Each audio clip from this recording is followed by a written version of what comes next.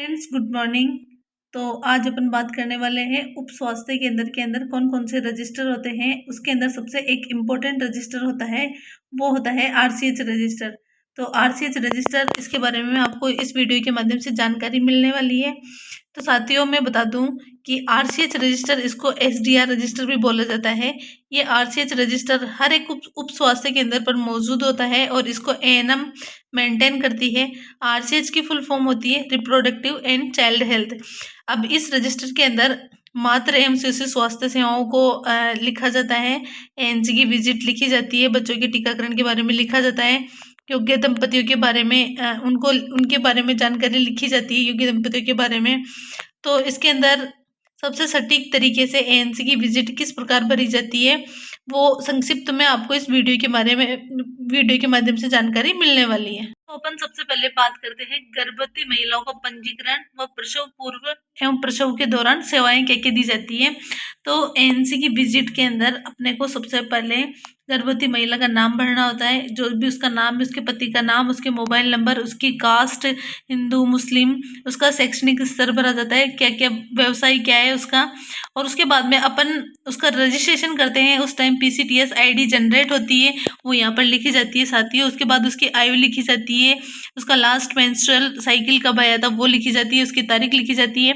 उसके बाद अपन ने उसका कब पंजीकरण किया, पंजीकरण की तारीख लिखी जाती है। उसके बाद पंजीकरण के टाइम उसके कितने हफ्ते थे, उसकी तारीख लिखी जाती है। उसके बाद में गर्भावस्था के 12 हफ्तों के अंदर उसका रजिस्ट्रेशन हुआ, पंजीकरण किया या नहीं किया, उसके बाद में हाँ या नहीं के बारे में लिखा जाता है साथियों। उसके बाद अपन बात करते हैं पंजीकरण के समय महिला का वजन कितना था, उसके बाद में उसकी ईडीडी क्या आई वो लिखा जाता है। उसके बाद में अपन लिखते हैं साथियों गर्भवती महिला का अगर अपन ने ब्लड ग्रुप चेक किया है तो, अगर चेक किया है तो हाँ, नहीं तो नहीं।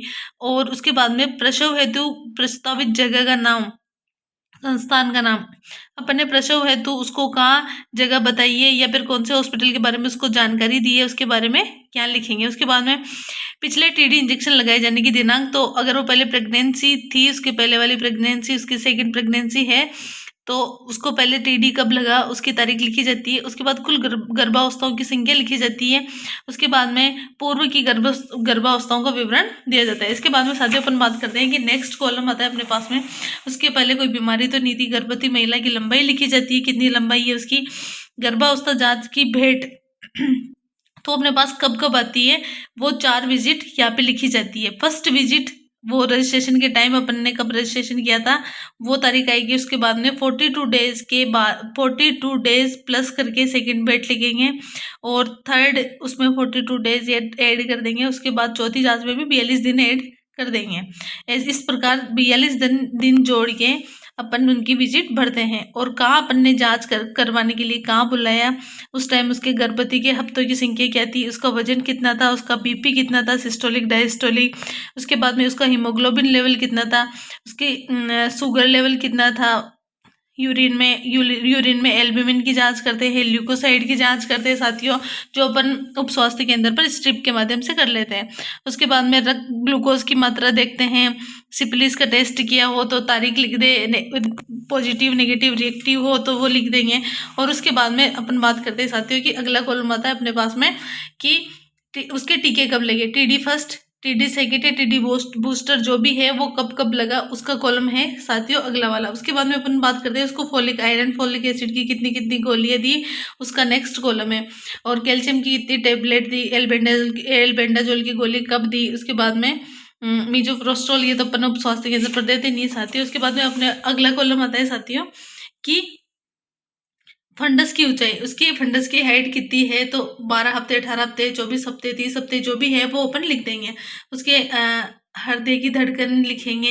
ये स्वास्थ्य केंद्र पर अपन अपने पास में अगर मशीन हो तो ये जांच करके लिख सकते हैं। एचआरपी है तो एचआरपी के बारे में लिख देंगे। उसको रेफर कहाँ किया, एचआरपी है तो उसको कहाँ रेफर किया, वो संस्थान का नाम लिख देंगे। और अपन उसको उसके बारे में प्रसव के पश्चात कौन सा गर्भ निरोधक साधन का उपयोग करेंगे, इसके बारे में भी अपने को पहले से जानकारी देनी होती है, क्योंकि डिलीवरी के बाद में कम से कम 3 साल का गैप होना चाहिए। इसके बाद में अपन अगर उसका एमटीपी हुआ हो, मेडिकल टर्मिनेशन और प्रेगनेंसी किया हो, तो उसके बारे में यहाँ जानकारी लिखेंगे, मातृ मृत्यु हुई तो यहाँ लिखेंगे और प्रसव का विवरण डालेंगे साथियों को। तो उसका प्रसव कब हुआ, कितनी तारीख को हुआ, घंटे मिनट टाइम सब डालेंगे। उसके बाद में कहाँ उसका प्रसव हुआ, किसके द्वारा प्रसव करवाया गया, प्रसव का टाइप कौन सा था, सिजेरियन था, सामान्य था, प्रसव के समय कोई जटिलता तो नहीं आई। और उसके बाद में अगला कॉलम आता है जीवित जन्म या मृत जन्म, शिशु है वो जीवित है या मृत हुआ। और उसके बाद में वहाँ प्रसव से प्रसव के बाद संस्थान से छुट्टी कब हुई उसका कॉलम आता है। तो बहुत इजी तरीके से अपन मेंटेन कर सकते हैं। उसके बाद में शिशु को रेफर तो नहीं किया, कोई जन्मजात विकृति तो नहीं है, और जन्म के समय वजन कितना था, उसने कोलेस्ट्रम पिया नहीं पिया। उसके बाद में कोई टीके हैं, जन्म के टीके हैं, BCG OPV हेपेटाइटिस B ये लगाए कि नहीं लगाए। और इस प्रकार अपन ANC की विजिट कंप्लीट कर सकते हैं सारे।